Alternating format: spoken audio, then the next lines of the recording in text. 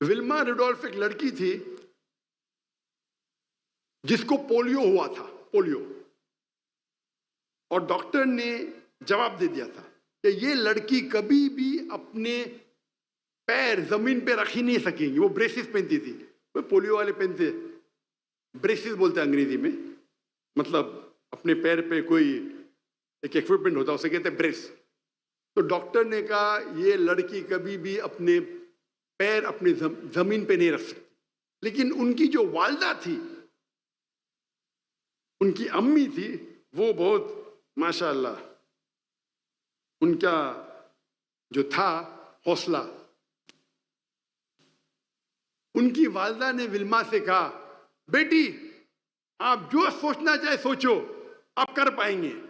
तो विल्मा बोलती है कि मैं चाहती हूं कि मैं दुनिया की सबसे फास्टेस्ट लड़की बनूं भागने के रेस में। सोच सकते, चल नहीं सकते, और वो बोलती है मुझे दुनिया की, चल नहीं सकती और बोली भागेंगी तो भी समझेंगे, दुनिया की सबसे तेज भागने वाली औरत बनना चाहती हूं। ये मैनेजमेंट गुरु मिसाल देते हैं, लेकिन उनका जो ये है अचीवेबल, तो अचीवेबल तो है नहीं ना भाई, तुम पाँव नहीं रख सकते, चलने की कोशिश करो, भागने की, सबसे तेज भागने की। इसलिए बोलता हूं मैं, ये अचीवेबल जो वर्ड है, मैं इससे सहमत नहीं हूं, इट शुड बी एप्ट। तो 9 साल की उम्र में विल्मा अपने ब्रेसेस को उतार देती है, बोलती मैं ये ब्रेसेस नहीं पहनूंगी। और 13 साल की उम्र में वो पहली बार भागने के दौड़ में लड़कियों के साथ रेस में एंटर करती है, और वो आती है लास्ट। फिर भी वो कंसिस्टेंट थी, नहीं मैं फिर भी कोशिश करूंगी। इतनी कोशिश करती है कि सन 1960 में ओलंपिक्स में उसको 3 गोल्ड मेडल मिलते, 100 मीटर्स, 200 मीटर्स, 400 मीटर्स। जिस लड़की को पोलियो था, ये दुनिया का हिस्ट्री का रिकॉर्ड है, पोलियो की लड़की आम सेहतमंद लड़कियों के साथ भागती है, और 1960 के ओलंपिक्स में 3 गोल्ड मेडल मिलते। Fastest women on the earth in 1960, 100 metres, 200 metres, 400 metres, 100 metre की दौड़, 200 मीटर की दौड़, 400 मीटर की दौड़। तो इसकी मिसाल लेके लोग इसकी मिसाल देते, विल्मा रुडोल्फ। हम ये मिसाल को अगर देखेंगे स्मार्ट की तरफ से, स्पेसिफिक, बिल्कुल स्पेसिफिक है कि मुझे दुनिया की फास्टेस्ट लड़की बनना है। मेजरेबल, हाँ, 100 मीटर डैश का अभी रिकॉर्ड क्या है, लड़कियों का 10 सेकंड है या 9 सेकंड है, मेजरेबल, मुझे उससे कम करना है। अचीवेबल, अचीवेबल तो लगता नहीं, इसलिए बोलता अचीवेबल सही नहीं है। अल्लाह की मदद है तो जो अचीवेबल नहीं वो भी अचीवेबल हो सकता है। आर, रीजनेबल, ये स्मार्ट है, इस्लामिक बाद में आऊंगा मैं। Reasonable, is it reasonable? और आखिरी में टाइम बाउंड। और टाइम बाउंड, अगर आपको रेस में दौड़ना है तो आप 25 साल के अंदर होना चाहिए। आप 40 साल के बनने के बाद तो दौड़ नहीं सकते, 25 होएगा, 26 होएगा, 30 होएगा, उससे ज्यादा नहीं। तो टाइम बाउंड है। अगर आप इस्लामिक एक्रोनियम उतरेंगे, इस्लामिक, तो विल्मा रुडोल्फ को अगर स्मार्ट में अच्छे नंबर मिलेंगे, इस्लामिक में कितने नंबर मिलेंगे?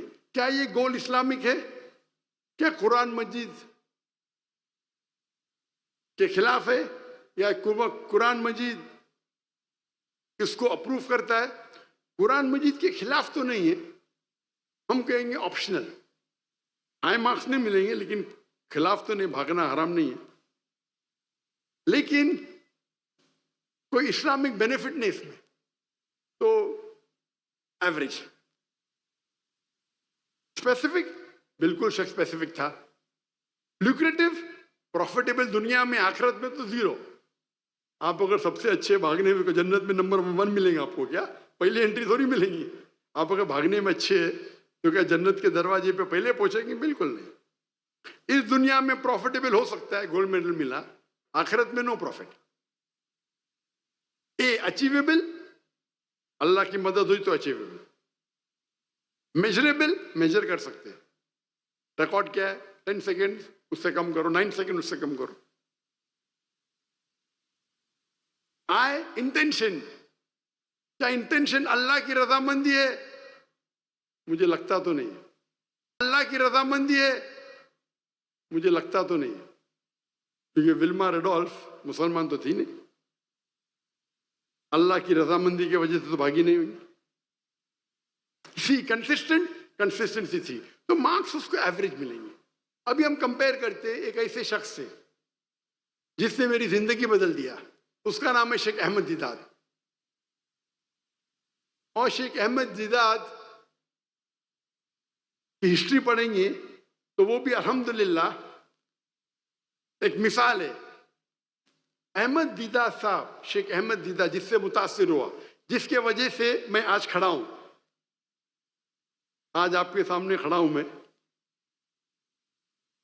जिसने मुझे इंस्पायर किया, वो शेख अहमद दीदात थे। नहीं तो मैं हो सकता है कोई ऑपरेशन थिएटर में सर्जरी करता होता, तो मैं दिल के डॉक्टर से रूह का डॉक्टर बन गया अल्हम्दुलिल्लाह। From doctor of body to doctor of soul.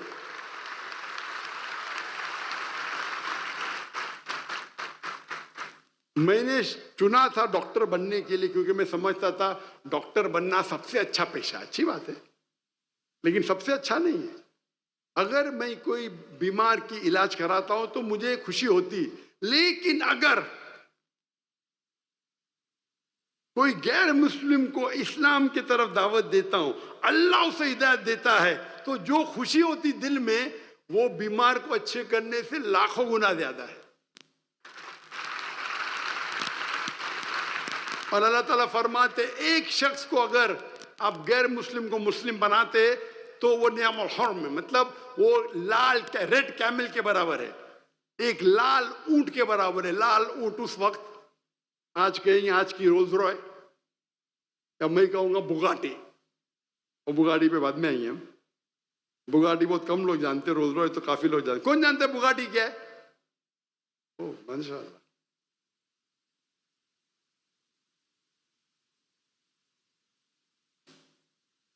तो अगर आप शेख अहमद दीदात को इस मिसाल की गोल सेटिंग पे चेक करेंगे, इस्लामिक था। दीदात साहब सिर्फ छठी पास थे, सिर्फ छठी, स्कूल भी पास नहीं किया, सिर्फ छठी। उनकी माशरी हालत इतनी कमजोर थी कि बचपन से उन्हें काम करने लगा। वो इंडिया से, सूरत से, मुझे पता है कई मुसलमान यहाँ मेमन कौम गुजरात से है, तो शेख दीदात से तटकेश्वर से, गुजरात से थे, तटकेश्वर।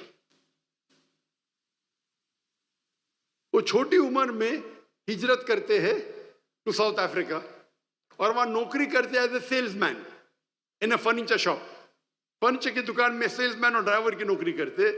लगातार रोज उन्हें क्रिश्चियन मिशनरी परेशान करते थे, कुरान में ये गलती है, तुम्हारा मजहब इतना बेकार है, तुम्हारा अल्लाह सुब्हानहू व तआला नऊज़ बिल्लाह, हर रोज।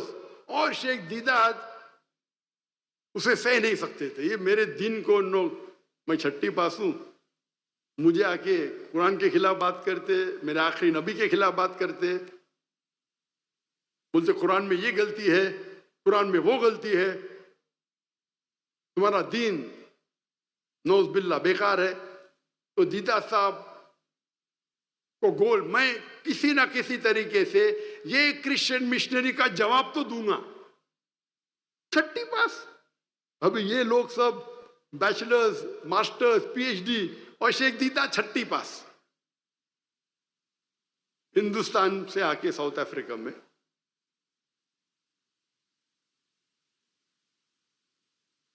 और अल्हम्दुलिल्लाह अल्लाह की मदद से उनको एक किताब मिली, इज़ारुल हक, जो रहमतुल्लाह करानवी ने लिखी थी, जो पादरी फेंडर के खिलाफ लिखी थी। अंग्रेजी में किताब मिलती है इज़ारुल हक, उसका तर्जुमा, अरबी किताब का तर्जुमा अंग्रेजी में, और वो पढ़ते हैं, और उसमें कई क्रिश्चियन मिशनरी के जो अटैक्स है इस्लाम के खिलाफ, उसके जवाब उसमें रहते। वो पढ़ते और बोलते चलो शुरू हो जाओ। अकेले शख्स छठी पास और कई क्रिश्चियन मिशनरी के साथ 1-to-1 डिबेटिंग शुरू। डिबेटिंग करते करते इतने मशहूर हो जाते, क्या वो स्टेज पे बात करने लगते, फिर पादरी से डिबेट करते। 1980s में उनको रिक्वेस्ट आता है डिबेट करना रेवरेंड जिमी स्वैगट। रेवरेंड जिमी स्वैगट उस वक्त 1984-82 उस वक्त वो क्रिश्चियन मिशनरी के सबसे बिगेस्ट टेलीवेंजलिस्ट थे। वो स्टेज पे बात करने में दुनिया में सबसे माहिर थे। और दीदात साहब भी मशहूर हो रहे थे। और इस डिबेट के पहले वो आते पाकिस्तान में, डिबेट के चंद महीने पहले वो आते पाकिस्तान में। पाकिस्तान में भी मजमा माशाअल्लाह हजारों का था। उस मजमे में दीदात साहब के फैन कहते हैं, Sheikh Deedat, I request you not to debate with reverend Jimmy Swaggart.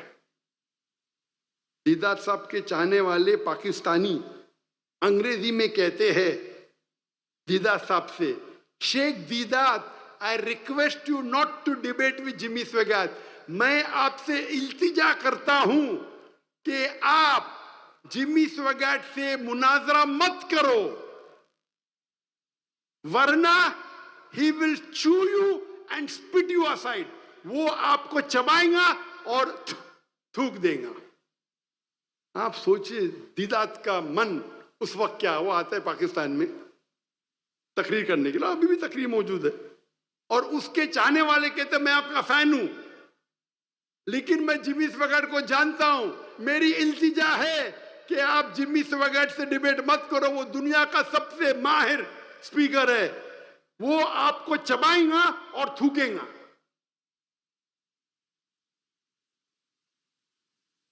Deedat साहब जवाब देते कि अल्लाह मेरे साथ है। छठी पास, एक छठी पास करने वाला इंसान, उसके चाहने वाला बोल रहे आपको चबा के थूकेगा, उसके दिल पे क्या बीतती होगी सोचो। मजमा इतना बड़ा।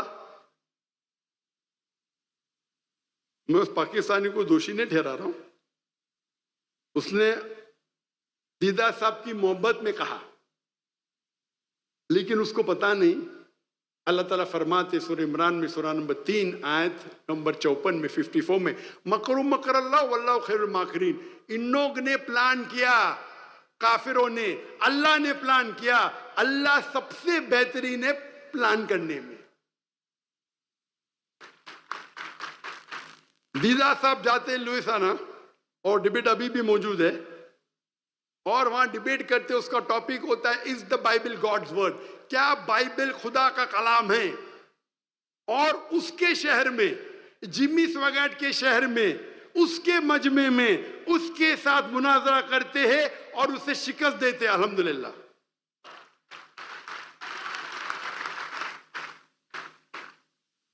और उसके बाद सन 1986 में दीदात साहब को शाह फैसल का अवार्ड मिलता है।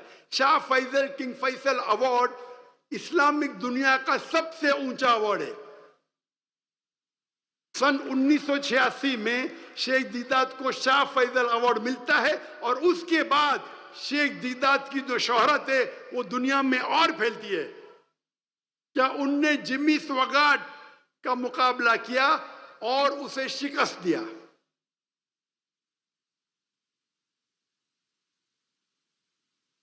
अगर आप देखेंगे विल्मा रुडोल्फ और शेख दीदात की मिसाल, शेख दीदात का अगर आप गोल सेटिंग देखेंगे, इस्लामिक था कि नहीं? बेशक इस्लामिक था। नंबर 2, क्या स्पेसिफिक था? बिल्कुल स्पेसिफिक। मेरी जिंदगी का मकसद है ये जो क्रिश्चियन मिशनरीज है जो हमारे मुसलमान को परेशान कर रहे, उन्हें मुंह तोड़ जवाब देना चाहिए। स्पेसिफिक था, ल्यूक्रेटिव, फायदेमंद था। दुनिया में शायद फायदा मिले ना मिले, आखिरत में तो इंशाअल्लाह जन्नत मिलेंगी। लेकिन अगर आपकी नियत आखिरत है तो अल्लाह दुनिया में भी आपको देता है। दीदात को शाह फैसल अवार्ड मिला, छठी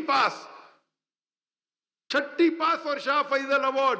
वो नोबेल प्राइज है दुनिया, इस्लामिक दुनिया का नोबेल प्राइज है।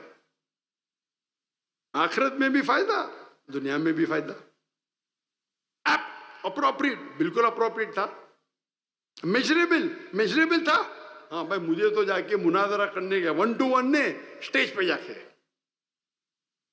मैं भी टारगेट उनका आएगा कि जो थे केप टाउन में, डरबिन में, साउथ अफ्रीका में, उनके पादरी से मुनाजरा करो। अल्लाह ने उन्हें दुनिया के सबसे बड़े क्रिश्चियन टेलीवैंजलिस्ट से मुनाजरा करा दिया। मेजरेबल, सबसे बेहतरीन को शिकस्त दी। इंटेंशन क्या थी? शेख दीदात की नियत क्या थी? अल्लाह की रजामंदी।